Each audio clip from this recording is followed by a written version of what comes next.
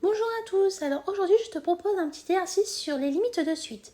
L'objectif de cet exercice, c'est de déterminer la limite de la suite UN qui est égale à n sinus de n moins n au carré. Donc bien sûr, il faudra utiliser le théorème de comparaison pour pouvoir déterminer la limite de la suite UN.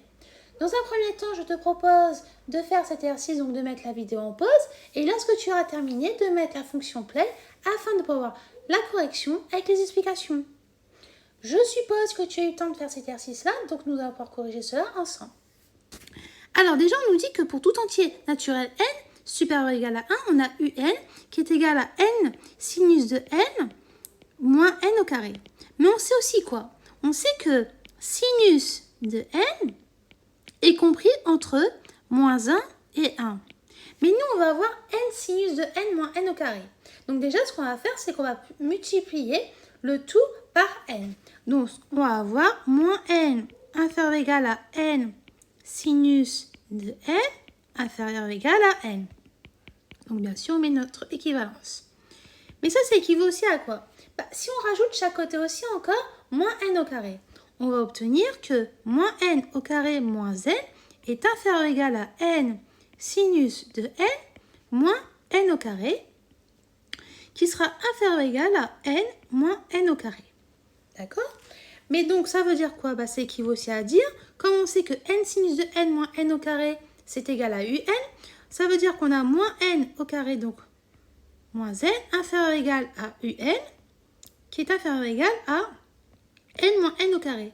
Mais pour déterminer la limite de la suite un, ce qu'on pourrait faire, c'est de déterminer la limite de n moins n au carré, et ensuite de déterminer, à l'aide du théorème de comparaison, on pourra conclure la limite de la suite un. Donc là, on va se centrer sur ce petit morceau qui est là. Alors, on va faire ça. On va écrire que la limite, quand n tend vers plus infini de n, c'est égal à plus infini. Et la limite, quand n tend vers plus infini de moins n au carré, c'est égal à moins l'infini. Donc, par somme de limites, on va conclure quoi? En fait, quand on remarque, en fait, ça va être une forme indéterminée. Donc, ça veut dire qu'on va devoir transformer cette écriture afin de pouvoir déterminer la limite de notre suite, c'est-à-dire de n moins n au carré, lorsque n tend vers plus infini.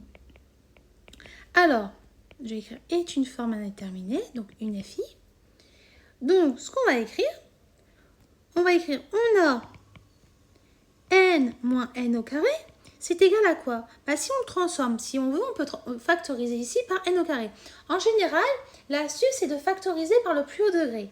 Donc ici, on va avoir n au carré, facteur de 1 sur n, moins 1. Donc, si maintenant on étudie la limite de cette suite sous cette écriture, on va avoir la limite quand n tend vers plus infini de 1 sur n, qui est égal à 0. On sait aussi que la limite quand n tend vers plus infini de moins 1, ça nous donne moins 1. Donc ça veut dire, par somme de limites, on a la limite quand n tend vers plus infini de 1 sur n moins 1, qui est égal à moins 1. Pourquoi? Parce que 0 plus moins 1, ça nous donne moins 1. Mais nous, on cherche à déterminer la limite de n au carré facteur de 1 sur n moins 1. Donc maintenant, ce qu'on va faire, c'est déterminer la limite de n au carré. Donc la limite, quand n tend vers plus infini de n au carré, on sait que ça tend vers plus infini. Donc, on conclut quoi? Ici, par produit de limite,